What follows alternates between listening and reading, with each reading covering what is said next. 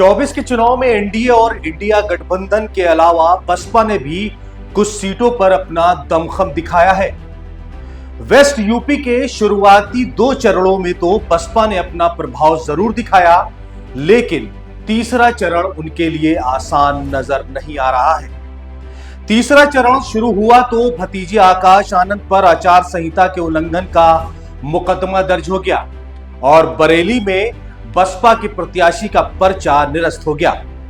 और भी कई कारण हैं जो बसपा की राह में मुश्किल खड़ा कर रहे हैं, तो चलिए आपको बताते हैं। नमस्कार, मैं हूं मुजाहिद जैदी और आप देख रहे हैं द लीडर हिंदी।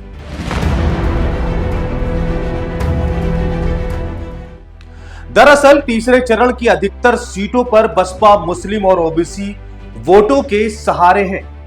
इसी के मुताबिक उसने प्रत्याशी भी मैदान में उतारे हैं, लेकिन यादव लैंड होने और काडर वोट बैंक की कमी हाथी की राह में रोड़े अटकाने का काम कर रही है।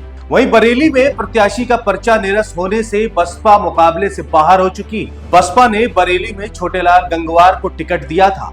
इस सीट पर भाजपा ने छत्रपाल गंगवार को टिकट दिया है, जबकि सपा से पूर्व सांसद प्रवीण सिंह ऐरन मैदान में है। बरेली में गंगवार वोट बैंक का खास प्रभाव है और छोटेलाल गंगवार की दावेदारी से छत्रपाल की मुश्किलें बढ़ रही थी, लेकिन अब इस सीट पर भाजपा और सपा सीधे मुकाबले में है और इसका फायदा बीजेपी को मिल सकता है। आपको बता दें कि वर्ष 2009 के लोकसभा चुनाव में बसपा ने संभल और फतेहपुर सीकरी सीट जीती थी। तीसरे चरण में संभल, हाथरस, आगरा, फतेहपुर सीकरी, फिरोजाबाद, मैनपुरी, एटा, बदायूं, आंवला और बरेली में चुनाव होना है। हालांकि बसपा केवल 9 सीटों पर ही चुनाव लड़ेगी। इनमें से आधी सीटों पर यादव वोट बैंक हमेशा हावी रहा है। संभल और बदायूं में मुस्लिम वोट बैंक निर्णायक भूमिका निभाता है, तो बरेली और आंवला में ओबीसी वोट बैंक का दबदबा रहता है। आगरा और फतेहपुर सीकरी पर दलित वोटरों की संख्या अधिक होने से बसपा के लिए थोड़ी मुफीद है। वहीं फिरोजाबाद और मैनपुरी वीवीआईपी सीट होने की वजह से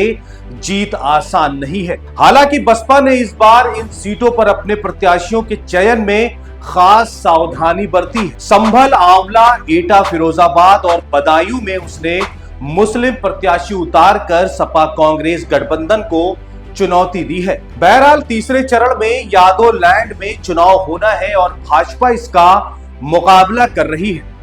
अब ऐसे में सवाल यह है कि हाथी इन दोनों की लड़ाई के बीच कितना दौड़ पाएगा। खैर, क्या होगा क्या नहीं होगा ये तो आने वाला समय ही बताएगा। अगर हमारी ये वीडियो आपको पसंद आई हो तो हमारे चैनल को सब्सक्राइब करें, लाइक करें, शेयर करें। धन्यवाद।